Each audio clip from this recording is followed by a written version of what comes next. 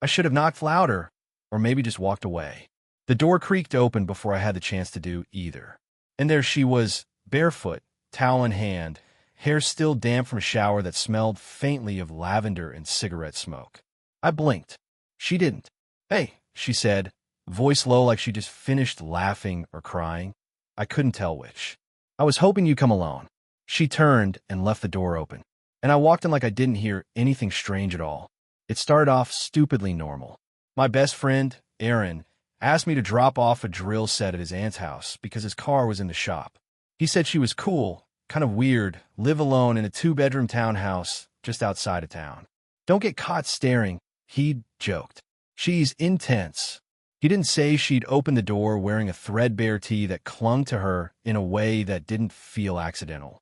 She padded into the kitchen, humming softly. The place was too quiet otherwise.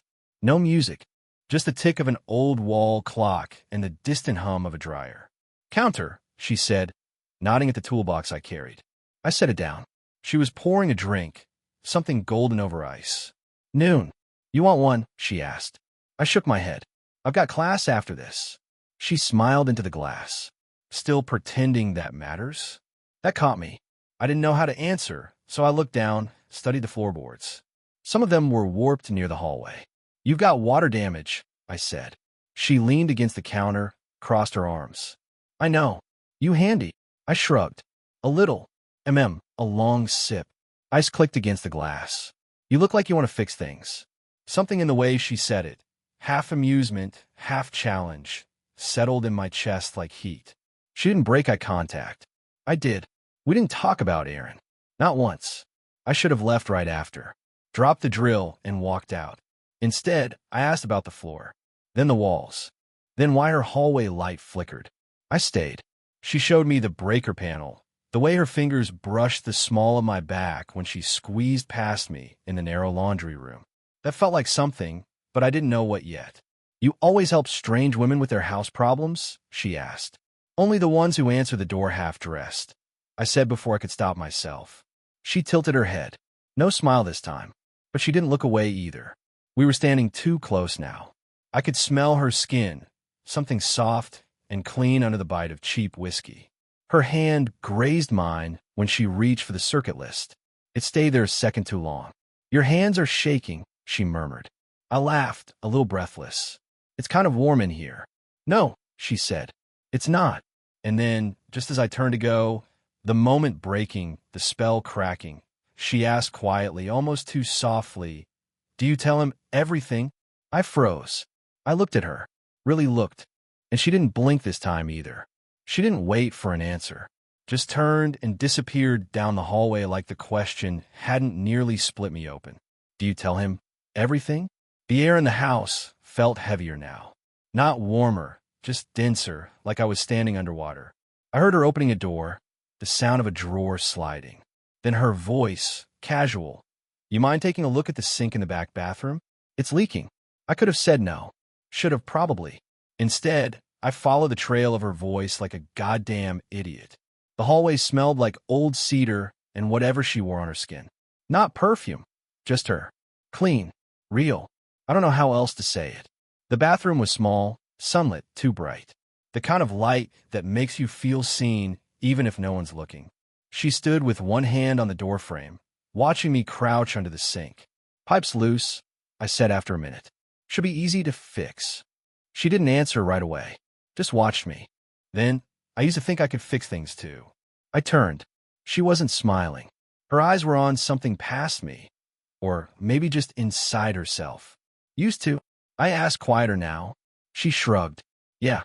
Before I figured out, I usually made things worse. I didn't know what to say.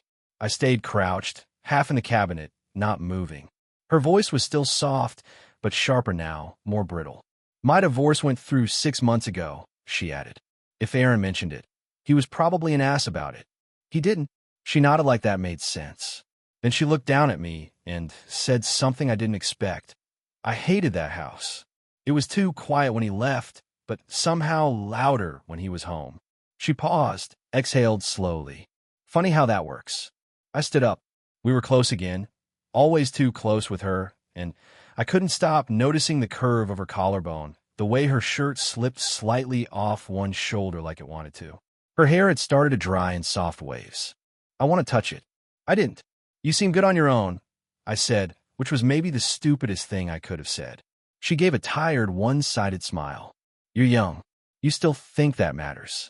I tried to laugh it off, but it caught in my throat. I was trying to figure out if I should say what was on my tongue, or if saying it would ruin everything. She touched my wrist. Just a brush. But her fingers stayed there.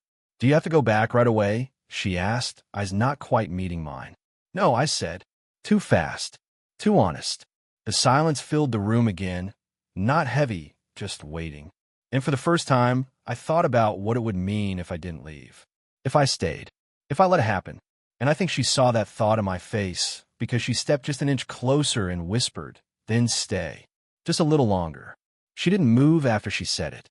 Just stood there, like the invitation hung between us in the steam of her breath. Then stay. Just a little longer. My heart wasn't pounding. It was steady, terrifyingly steady, like it already knew something I didn't. I followed her back to the kitchen. She poured another drink, slid it across the counter to me. This time, I didn't say no. She didn't talk much. Neither did I. The silence was different now. Not awkward, but electric. I sipped slowly, watched the way her fingers curved around the glass, how she pushed her hair back and left one strand clinging to her cheek. You always this quiet? She asked finally, voice low. No, I said. Only around people I can't figure out. She looked up at that, met my eyes, and didn't look away. You shouldn't try to figure me out, she said. You won't like it. I almost asked why, but her phone buzzed on the counter, hard and sudden. She flinched. We both looked. Aaron. She turned the phone face down without answering. Sorry, she muttered, brushing a thumb over the rim of her glass. He calls when he's bored. Or suspicious. That hung in the air like smoke. She didn't explain. I didn't ask. I needed to pull back. The drink, the warmth in my chest, the way she was leaning against the counter. It was all moving too fast. I stood up, stepped away. She looked up sharply. Should what? I didn't finish.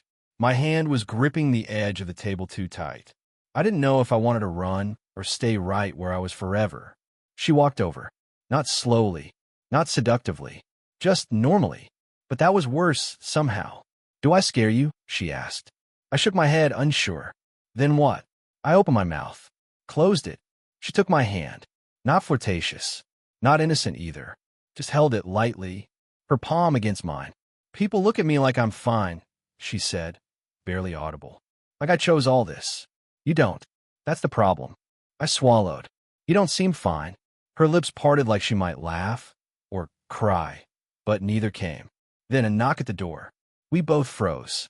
She pulled her hand away, slowly, turned toward the sound like it had broken a spell. Stay here, she said under her breath. I stood there, heart thudding now, watching her walk down the hall. She paused before opening the door, smoothing her shirt, checking her reflection in the dark window. The door creaked. A man's voice. I didn't catch the words, but I caught the tone, casual, maybe a neighbor. I could have left then, slipped out the back, disappeared. It would have been the smart move. But I didn't. I just stood there, hand still tingling from where she held it, and stared down the hallway, waiting for her to come back, and knowing that if she did, I wouldn't say no. The door shut with a soft click. Muffled footsteps. Then nothing. I stood in the same spot, staring at the condensation ring her glass left on the table. My hands were still resting on either side of it like I'd been frozen mid-thought. When she came back, her expression had shifted. Guarded now, like she'd put something back behind a door and double-locked it. Just the guy who lives 2 doors down, she said. Needed help carrying in a box. A beat. Or maybe he just wanted to see if I was alone. I nodded slowly. Didn't ask what she told him. She leaned against the kitchen counter again, but farther this time. The distance between us was deliberate now. Defensive. I shouldn't have asked you to stay, she said quietly. That was selfish. You weren't selfish. Her eyes flicked up. I didn't say I regretted it, she added. I said it was selfish. Another silence. I stepped forward. Stopped halfway. Then why did you? She gave a dry, quiet laugh.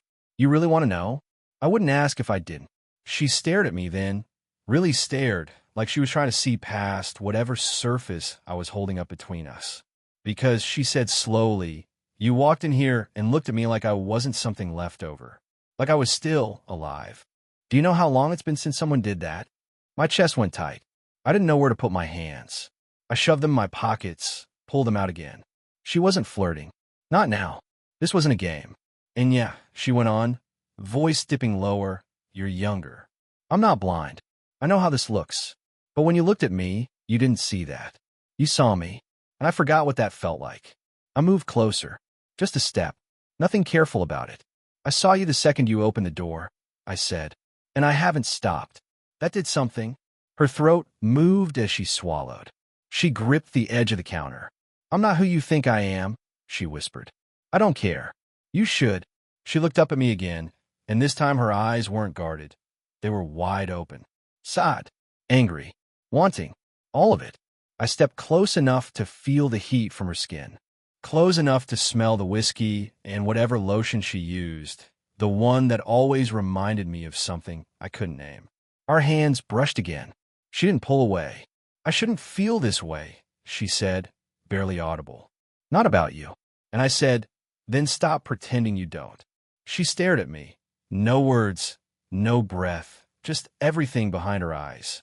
And then she said nothing, but she didn't move, didn't blink, didn't breathe.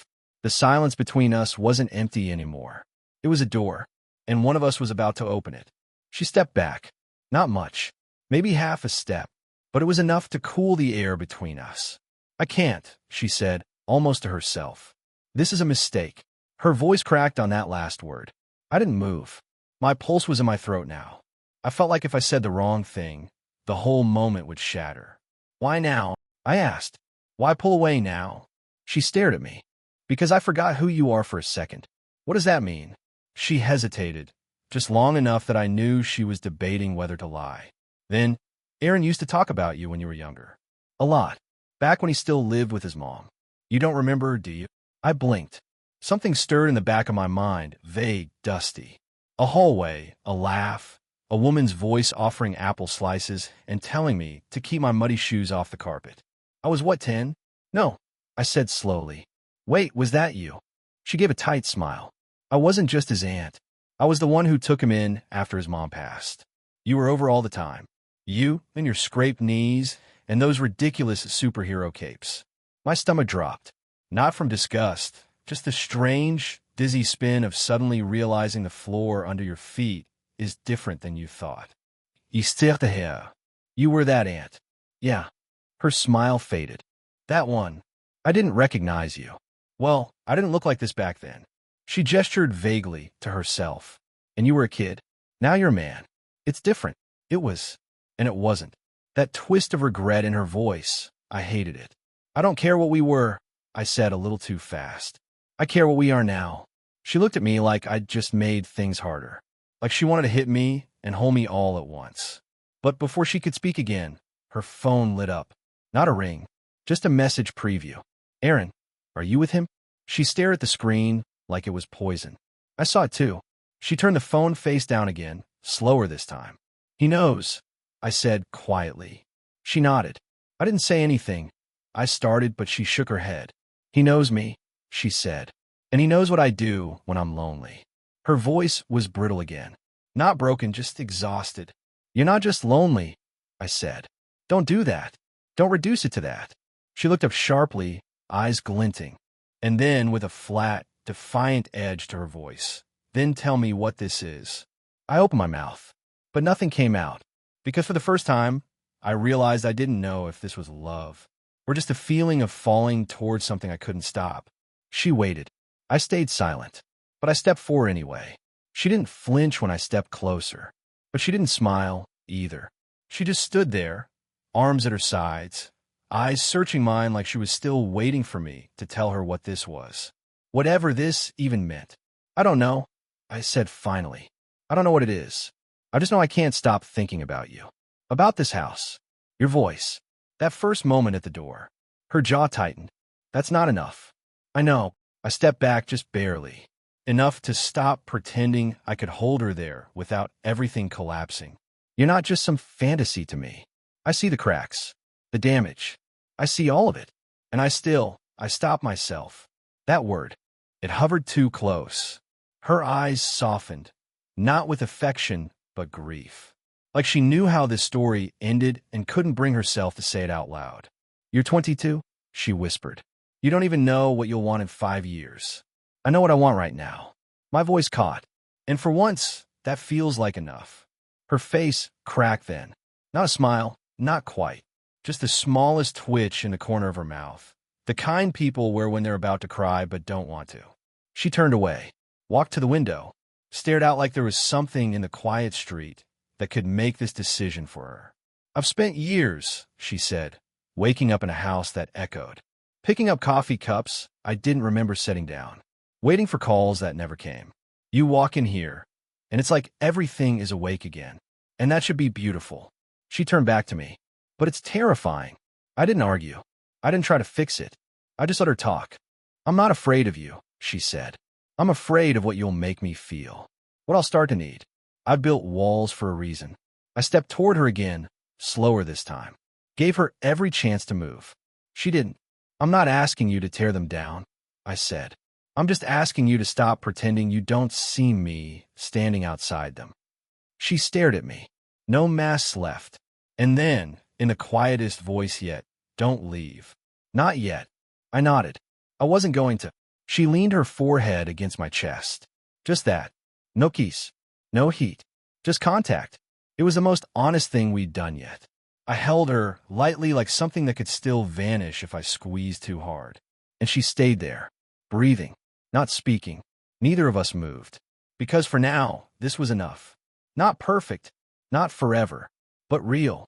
And for two people who'd been pretending they didn't need anything, that mattered more than anything else ever could.